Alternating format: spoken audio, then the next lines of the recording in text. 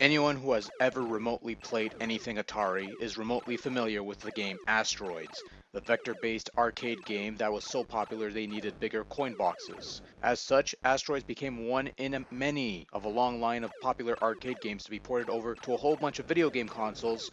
The version we're going to look at today is Asteroids for the long popular and long enduring Atari 2600 video computer system. Being that the Atari 2600 is an underpowered machine by the time it became really popular, it would be impossible to bring the pure Asteroids arcade experience over to the wood grain console. So rather than white outlines that move about all over the place like in the arcade game and other versions of Asteroids, the asteroids here are now solid colors that just float about vertically in a single direction. It's generally not as exhilarating as a result, and not as much of a challenge as the arcade original, especially once you determine the not so random path of the asteroid field. But does that make it any less fun?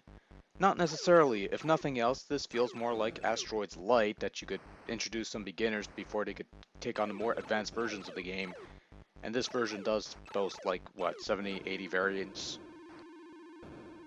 So, graphically speaking, it's relatively simple fare. Like I said, everything in the game is now solid objects as opposed to white outlines like the arcade game, which is nice because I prefer blasting solid objects over white outlines.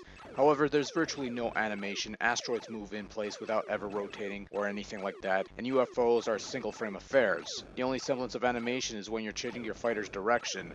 Also, your score and lives display in such huge block numbers that it almost takes up the entire top of the screen. Good for people with poor vision, but bad for people who are easily distracted by big numbers during an intense round of asteroids. On the plus side, the sound is fairly good and bears a nice rendition of the Asteroids theme, for lack of a better term, that jingle that plays in the background, that that thing. You have fairly tolerable sound effects for weapons fires and explosions. Control seems to be responsive as well despite the lack of buttons on the joystick, the default joystick. Although it can get very easy to accidentally initiate your hyperdrive capability by pushing the stick downwards by accident, but still the game is completely playable and that's what counts. Overall, Asteroids on the Atari 2600 is good for what it is, if nothing else. A respectable conversion of the arcade original that is lacking in some areas but works well enough regardless.